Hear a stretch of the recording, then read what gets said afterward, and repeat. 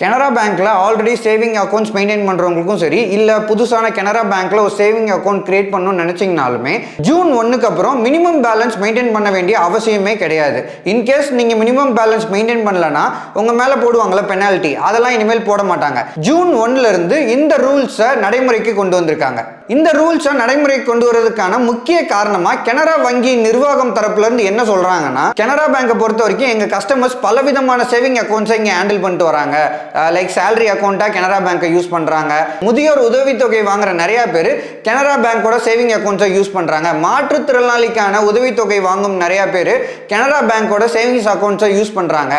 ஒவ்வொரு மாசமும் முதியோருக்கான உதவித்தொகை அந்த சேவிங் அக்கௌண்ட்ல கிரெடிட் ஆகும். அப்படி கிரெடிட் ஆகக்கூடிய தொகையை தான் அந்த நபர் எடுத்து ஒவ்வொரு மாதமும் செலவு பண்ணுவார். மினிமம் பேலன்ஸா செட் பண்ணி இருக்கக்கூடிய லிமிட்ல இருந்து கண்டிப்பா அந்த ஃபண்ட்ஸ் குறைய ஆரம்பிக்கும். குறைய ஆரம்பிச்சதுனா என்ன ஆகும், ஆட்டோமேட்டிக்கா பேங்க் சைடுல இருந்து அவங்களுக்கு பெனால்டி சார்ஜ் பண்ணுவாங்க. இது மாதிரியான விஷயங்களை தவிர்க்கணும்ன்றதுக்காக தான் இந்த ரூல்ஸை நாங்க இம்ப்ளிமெண்ட் பண்றோம்னு வங்கி நிர்வாகம் தரப்புல இருந்து பதிவு பண்ணியிருக்காங்க. ஸோ இது குறித்து உங்களோட கருத்து என்னன்றதை கமெண்ட்ல பதிவு பண்ணுங்க.